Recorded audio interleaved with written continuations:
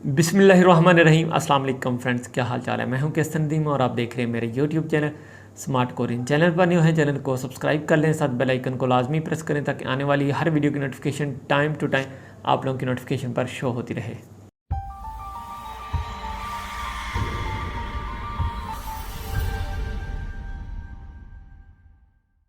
So friends, आज कोई information video नहीं है, जस्ट एक मोटिवेशन स्टोरी है और एक इंस्पायरेशन है आप लोगों के साथ शेयर करनी, ताकि अभी जो न्यू कमर्स हैं, जितने भी लोग ईपीएस टॉपिक का टेस्ट देने जा रहे हैं, उन लोगों को मोटिवेशन मिले, वो भी इस तरह से अपनी तैयारी करके अच्छे नंबरों से ईपीएस टॉपिक टेस्ट को पास कर सकें। मोटिवेशन स्टोरी आप लोगों को थंबनेल से पता चल गया होगा कि मैं अपने मतलब एक मोटिवेशन स्टोरी शेयर करने जा रहा हूं, ताकि आप लोग यार ख़ुद को मोटिवेट रखें और इंशाल्लाह ताला आने वाला वक्त उम्मीद है कि आप लोगों की मेहनत ज़रूर रंग लाएगी। तो रही बात मेरी मोटिवेशन स्टोरी की, तो आप लोगों को पता है कि मैंने 2 दफ़ा अल्हम्दुलिल्लाह ईपीएस टॉपिक टेस्ट में अपने बैच में टॉप किया था। फ़र्स्ट ऑफ़ ऑल तो जब 2008 का टाइम था, मुझे काफ़ी टाइम से 2004 से या 2006 से इस चीज़ का क्रेज़ था कि मैंने किसी अच्छे कंट्री मूव करना है, किसी ठंडे कंट्री में जाना है अपनी लाइफ को सेटल करने के लिए। तो खैर 2008 वो मरहला आ गया जब मुझे अल्लाह पाक ने इस चीज़ के लिए चुना कि भाई आप लोग के लिए ये एक अच्छा कह लें कि अपॉर्चुनिटी है, आप इस कंट्री में जाके अच्छी अर्निंग कर सकते हैं, अपनी फैमिली की, अपनी खुद की लाइफ सेटल कर सकते हैं। तो 2008 में जब मैंने स्टडी स्टार्ट की, तो मैंने किस तरह से स्टडी स्टार्ट की, यानी कि ये मोटिवेशन आप लोगों ने इस तरह से लेनी है। जब मैं स्टडी करता था तो मैं कोशिश करता था, जो चीज़ें मेरा टीचर बताता था, मैं उस चीज़ों को एक बार की बजाय 10 बार की बजाय 100 बार लिख के प्रैक्टिस करता था। मतलब कि मुझे अगर मेरा टीचर कहता कि आप लोगों ने इल ई समसा वाली जो गिनती है वो 1 से लेकर 100 तक आप लोगों ने अगर लिखनी है, 10 दफ़ा लिखनी है, तो मैं कोशिश करता था उस गिनती को 1 से लेकर 100 तक 10 दफ़ा लिखने की बजाय कम अज़ कम 100 बार उसकी प्रैक्टिस करता था। 100 बार 1 से लेकर 100 तक लिख कर देखता था। तो मेरी जो कह लें कि इम्प्रूवमेंट हुई थी, वो बेसिकली इसी चीज़ की वजह से हुई थी कि मैं चीज़ों को बार बार मेमोराइज़ करता था। मैं नॉर्मल सा एवरेज सा स्टूडेंट था, आप लोगों की तरह ही था। कोई मैं इतना हाई फाई या कोई इतना कह लें कि इंटेलिजेंट नहीं था, लेकिन नॉर्मल एवरेज स्टूडेंट था। बाकी मैंने इस चीज़ में बहुत ज़्यादा कोशिश की। जो लेक्चर मुझे मेरा टीचर देता, पहले तो मैं क्लास में उसको अच्छे से स्टडी करता, उसको सुनता अच्छे से, फिर बाद में मैं घर आके तकरीबन 5 से 6 घंटे कोरियन लैंग्वेज को देता। और वो 5 से 6 घंटे कैसे होते थे कि बिल्कुल फैमिली से हट के, सबको एक साइड पे करके अपना सेपरेट किसी जगह पे बैठ जाता और अच्छे से दिल लगा के स्टडी करता। जितना भी टाइम स्पेंड करता, अपना पूरी मेहनत के साथ, फोकस के साथ उसको मेमोराइज़ करता चीज़ों को। जो चीज़ मुझे समझ नहीं आती थी, मैं उनको कोशिश करता था लिखने की, बार बार लिख के देखता, बार बार पढ़ के देखता। लिसनिंग मैंने जो इम्प्रूव की, वो बार बार लिसन करके, एक चीज़ को 10-10 बार लिसन किया। अगर रीडिंग मुझे समझ नहीं आ रही तो मैं रीडिंग को 10-10 बार पढ़ के देखता। अगर स्पीकिंग की मुझे नहीं इल्म था, लेकिन स्पीकिंग तो ज़ाहिरी बात है, जब आप लोग कोरिया इंटर होंगे तब आप लोग कोरियन के साथ इन्वॉल्व होंगे, उनके साथ इंटरेक्शन करेंगे, उनके साथ कन्वर्सेशन करेंगे, तब जाके आप लोगों की स्पीकिंग पावर अच्छी होगी। लेकिन लिसनिंग पावर आप लोग अपनी यहाँ पे इम्प्रूव करें, जितनी हो सकती है उसको बेहतर बनाने की कोशिश करें। मतलब मोटिवेशन ये है कि आप उसको बार बार रिपीट करके सुने, एक बार से नहीं, 2 बार से नहीं, 3 बार से नहीं समझ आती, 4 बार, 5 बार, 10 बार कर लें उसको। आहिस्ता आहिस्ता धीरे धीरे आप लोगों के जो कान हैं वो इस चीज़ को सुनने के आदी हो जाएंगे, तो आप लोगों को फिर वर्डिंग की, प्रोनाउंसिएशन की जो है ना वो इल्म हो जाएगा कि ये कोरियन की जो प्रोनाउंसिएशन है एक्चुअल में ये प्रोनाउंसिएशन है। तो लिसनिंग आप इस तरह से इम्प्रूव कर सकते हैं। रीडिंग को आप लोगों ने रीडिंग के तरीके से लेना है, उसको बार बार रीड आउट करना है, चीज़ों को अच्छे से अपना तसल्ली से कोशिश करें रीड आउट करने की। तो ये तो मेन हथियार हैं आप लोगों के जब आप लोगों ने ईपीएस टॉपिक की तैयारी शुरू करनी है।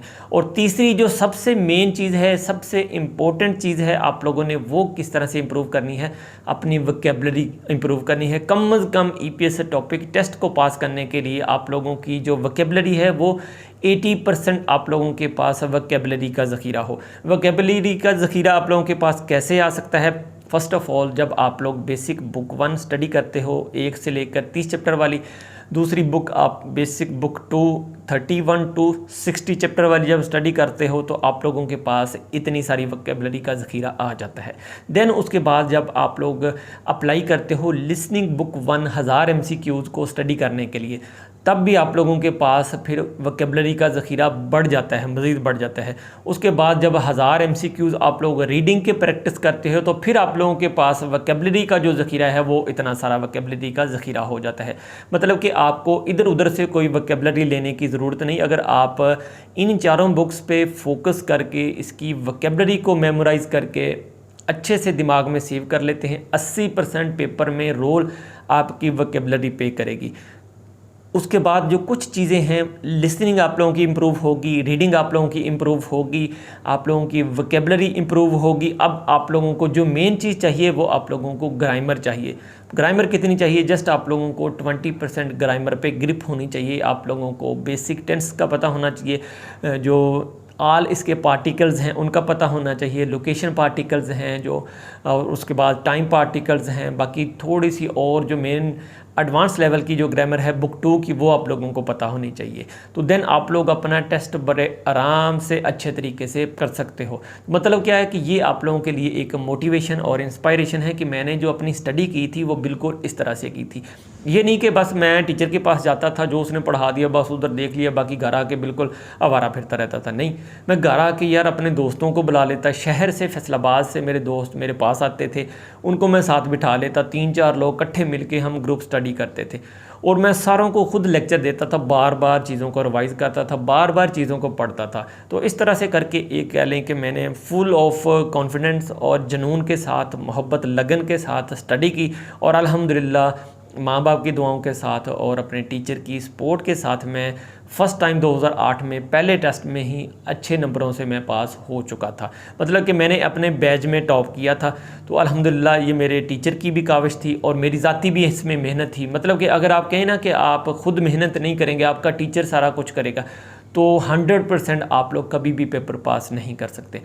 आप लोगों की मेहनत ज़्यादा चाहिए, टीचर की मेहनत जो है वो 50% चाहिए। ठीक है, आपकी खुद की मेहनत इसमें ज़्यादा चाहिए। अब आप लोगों ने अपना माइंडसेट जो है वो इस तरह से बना लेना है कि मैंने जो स्टडी करनी है वो मैंने इस तरह से स्टडी करनी है कि मेरा दिमाग ये है कि मैं कम से कम 200 नंबर लूँ। आपके टारगेट इस जगह पे ये होना चाहिए, क्योंकि जब आप लोग 200 का टारगेट रखेंगे तब जाके आप लोगों के 120 या 130 तक नंबर आ सकते हैं। अगर आप लोग शुरू से ही टारगेट रखेंगे कि यार मैंने 120 लेने हैं, तो कभी भी आप लोगों के 120 नंबर नहीं आएंगे। आप लोगों के नंबर ज़्यादा से ज़्यादा 100 आएंगे या ज़्यादा से ज़्यादा 80-90 नंबर आ सकते हैं। मतलब आप लोगों ने अपने दिमाग में इस चीज़ को फीड कर लेना है कि मैंने यार 200 नंबर हर तरह से लेना है, जैसे भी हो। तो इस तरह करके आप लोगों ने अपनी स्टडी करनी है। और फ्रेंड्स, फिर बाद में जो सेकंड टाइम आ जाता है 2015 की बात है, जब मैं कोरिया से वापस आता हूँ। मैंने कोरिया में ज़ाहिर बात है कंपनी चेंज कर रखी थी, तो मुझे दोबारा दूसरी बार EPS टॉपिक टेस्ट का पेपर देना पड़ा। तो मैंने आके अल्हम्दुलिल्लाह तैयारी शुरू की। मेरा नाम फिर दोबारा स्पेशल जो रिटर्नियों का टेस्ट होता था उनमें आ गया। तो जैसे ही मैंने तैयारी शुरू की, मैंने कोशिश की कि यार जितनी भी जल्दी हो सके इन बुक्स को कवर करना है। जो अभी आप लोगों की ये 4 बुक्स है ना सिलेबस वाली, ये मैंने अल्हम्दुलिल्लाह 8 दिन में 2 बार इनको रिपीट कर लिया था। तो अच्छे से मैंने मेमोराइज़ कर ली ये सारी चीज़ें। वोकैबुलरी मेरे पास ज़ख़ीरा हो गया, लिसनिंग पावर अच्छी होगी, रीडिंग पावर अच्छी होगी, स्पीकिंग पावर अल्हम्दुलिल्लाह जब मैं कोरिया था तो वहाँ पे मैंने कोरियंस के साथ कन्वर्सेशन करके अपनी स्पीकिंग पावर इम्प्रूव करी। तो इस तरह से करके मैंने अपना फिर दोबारा रिटर्नियों का पेपर दिया और अपनी जो मेरा बैच था पेपर के हवाले से मैंने अल्हम्दुलिल्लाह उन सारे लड़कों में अल्हम्दुलिल्लाह सेकंड टाइम भी मैंने टॉप किया था। अल्लाह का शुक्र है, माँ बाप की दुआओं की बदौलत। सो फ्रेंड्स, इस चीज़ को बताने का मकसद ये नहीं है कि मैं अपनी कोई तारीफ़ या बढ़ाई बयान कर रहा हूँ। सिर्फ़ और सिर्फ ये चीज़ें बताने का मकसद आप लोगों के दिमाग में मोटिवेशन, आप लोगों के दिमाग में तूफ़ान जो है ना वो होना चाहिए। आप लोगों के दिमाग में हलचल होनी चाहिए कि यार मैंने ये किसी तरह से सीखनी है।